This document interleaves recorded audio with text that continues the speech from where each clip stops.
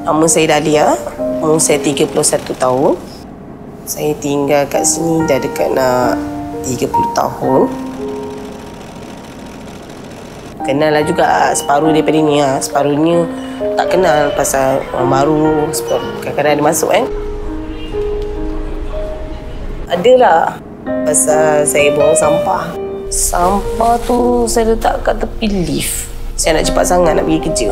Saya tak teringat yang sampah tu yang saya letak kat tepi. Saya buat tak tahu je. Bila saya balik pun sampah tu ada kat situ pun saya buat tak tahu je. Tu yang membuatkan dia marah kat saya. Dia menengking saya.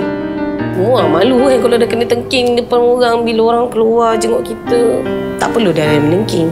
Patutnya dia boleh cakap dengan elok-elok. Kita pun maybe boleh faham. Tak adalah kita melenting sampai membuatkan sakit hati tu dengan dia sampai tak bertegur. Memang saya yang salah.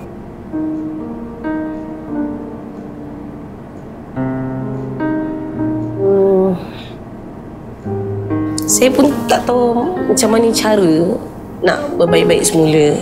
Buat apa saya nak minta maaf kalau dia main teka-teking, tapi memang daripada ikut saya lah.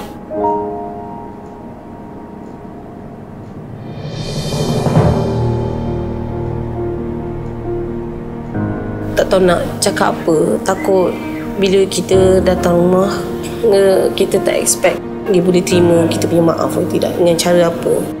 Memang rasa malu lah sebenarnya. Segan, malu. Dia ada hak untuk tidak memaafkan saya.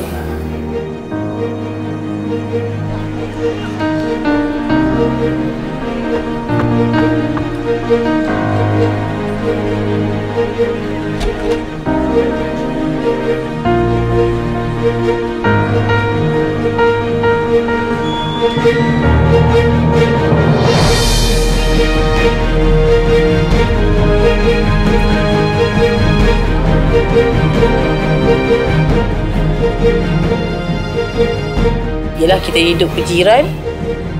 Maafan dia tu sampai pada saya. Baru tahulah jiran sebelah saya, dia seorang yang pemaaf. Bila fikir-fikirkan balik, saya rasa lega sangat-sangat. Kata pepatah, yang jauh kita dekat-dekatkan, yang dekat kita mesra-mesrakan.